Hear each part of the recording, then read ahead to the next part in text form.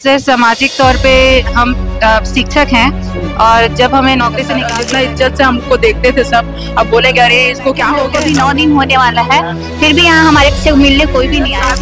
शादीशुदा हूँ सर। गांव में सब मतलब देखते हैं। अगर देखें तो समझ से परे है कि सरकार बहुत दिक्कत होने वाला है। मेरा तो शादी भी हो गया है। इससे पहले बेरोजगारी था सर, और इस नौकरी के जाते ही फिर मैं पुनः बेरोजगारी के जो असाय में मैडम आप लोग धरने पर बैठे हुए हैं अपना तख्ता लेकर के, क्या परेशानी है, क्यों बैठे हुए हैं? कहाँ से आए आप, पहले नाम बताइए। कहाँ से? सर मेरा नाम पूजा साहू है। हाँ। मैं कोंडागांव ब्लॉक से आई। क्या परेशानी है मैम? सर हम जितने भी बीएड धारी सहायक शिक्षक हैं उनकी सेवा सुरक्षा के लिए हम यहाँ पे आए हैं सर। जी अभी मतलब आप लोग का नौकरी अगर चले जाता है तो आप लोगों को घर में क्या परेशानी होने वाला है? सर सामाजिक तौर पे हम शिक्षक हैं और जब हमें नौकरी से निकाल दिया जाएगा तो जो शिक्षक की जो इज्जत होती है वो चली जाएगी। हम फिर से बेरोजगार हो जाएंगे और हमें सामान्य जिंदगी जैसे बेरोजगारी के नर्क में धकेल दिया जाएगा सर। ठीक है मैडम, आप कहाँ से आए?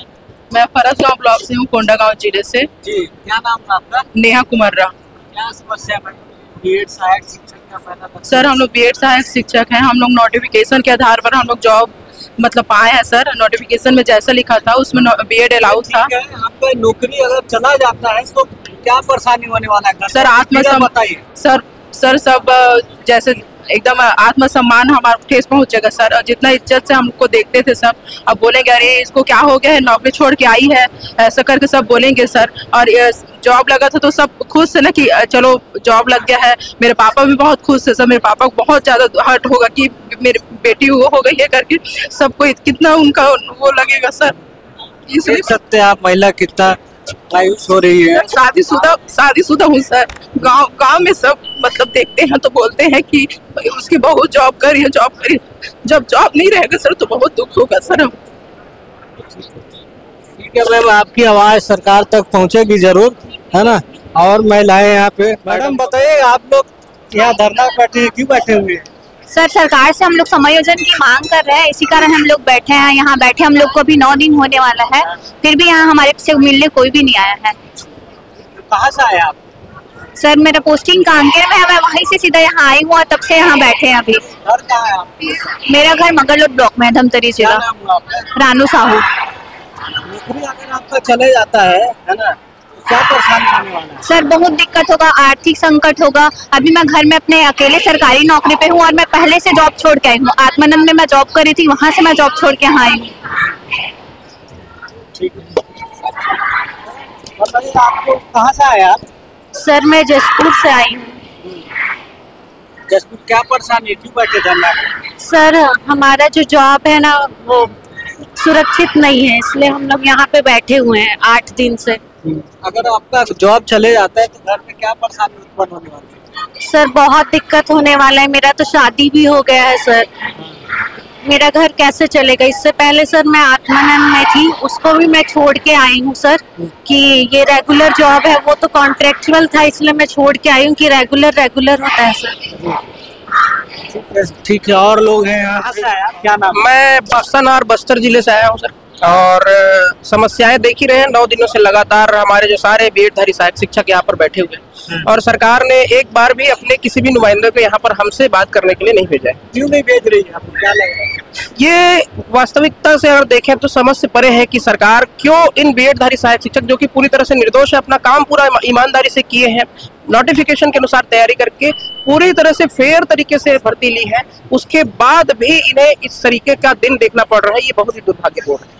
इससे पहले आप क्या काम करते हैं? जी मैं इससे पहले बेरोजगारी था सर, और इस नौकरी के जाते ही फिर मैं पुनः बेरोजगारी के जो असाय में उसमें आ जाऊंगा। तो ये नौकरी अगर आपका चले जाता है तो आपको क्या परेशानी होने वाला है? सर सरकार आपकी मांगे पूरी नहीं करती। जी सर, अगर मेरा व्यक्तिगत रूप से अगर मैं देखूं तो इस नौकरी से मेरे माता पिता का सम्मान जुड़ा हुआ है, मेरा खुद का सम्मान जुड़ा हुआ है। इंसान पैसे तो कैसे भी करके कमा लेता है, लेकिन जो आत्मसम्मान उन्होंने इस नौकरी के दम पर पाया है, मेरे पिताजी के जो चेहरे पर जो हर्ष मैंने देखा है, उसको मैं वापस से मायूसी में देखना नहीं चाहता हूँ। और मैं सरकार से निवेदन करता हूँ कि मेरे ही जैसे मुझसे भी कई खराब हालत में जो हमारे सहायक शिक्षक की स्थिति है उन पर ध्यान दे, क्योंकि हम सब निर्दोष हैं। हमने पूरी तरह से एक एक स्टेप को, ऐसा नहीं है कि अब ये नौकरी ऐसे ही मिल गई। हमने सबसे पहले प्री बीएड का एग्जाम दिया, वहां से हमने बीएड की, बीएड को पास करके हमने टेट की परीक्षा दी, टेट को परीक्षा को पास करने के बाद हम जो है ये सहायक शिक्षक का जो पोस्ट आया था उसमें हम एलिजिबल थे उस समय, और हमने उसके हिसाब से उसमें भी मेरिट में स्थान बनाया, तब जाकर हमको नौकरी मिली। इतनी बाधाओं को पार करके हम यहाँ तक पहुंचे। तो एक 11 अगस्त की डेट के आधार पर हमको निकाल देना न्यायपालिका का पूरा सम्मान है, लेकिन यहाँ पर सरकार के पास पूरे अधिकार है हमारी नौकरी को सुरक्षित करने के। सर, जिस तरह से आप यहाँ पर हैं, आप जान रहे हैं कि हम लोग धरना प्रदर्शन कर रहे हैं और हमारा उद्देश्य क्या है, लेकिन इसके पीछे कितने लोगों का क्या क्या संघर्ष है वो आप नहीं देख पा रहे हैं। हम चाहते हैं कि सरकार वो देखे, यहाँ पर आए। आज 9वां दिन है, हम लोग यहाँ पर डटे हुए हैं। 14 तारीख से हमारी जो यात्रा, अनुनय यात्रा शुरू हुई थी, अंबिकापुर से हम चले थे। अंबिकापुर, लखनपुर, उदयपुर, कटघोरा होते हुए हमारी यात्रा को बिलासपुर में रोक दिया गया प्रशासन के द्वारा कि आप बिलासपुर में इंटर नहीं कर पाएंगे।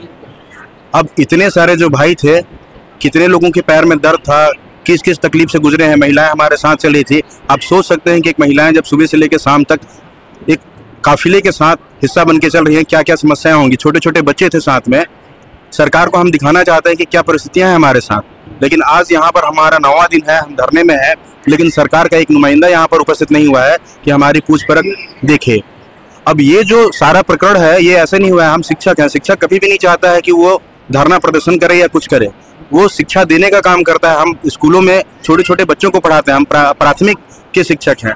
आज सोचिए कि हम संविधान की कक्षाएं बच्चों को सिखाते हैं कि संविधान क्या होता है।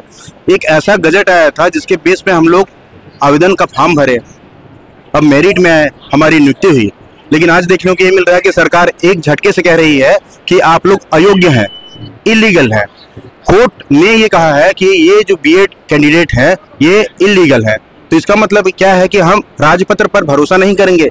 आज के बाद कोई भी भर्ती आएगी, सरकार का कोई भी राजपत्र आएगा, उस पर लोग किस बेस पे भरोसा करेंगे। तो हम यही सब बात सरकार तक पहुंचाना चाहते हैं।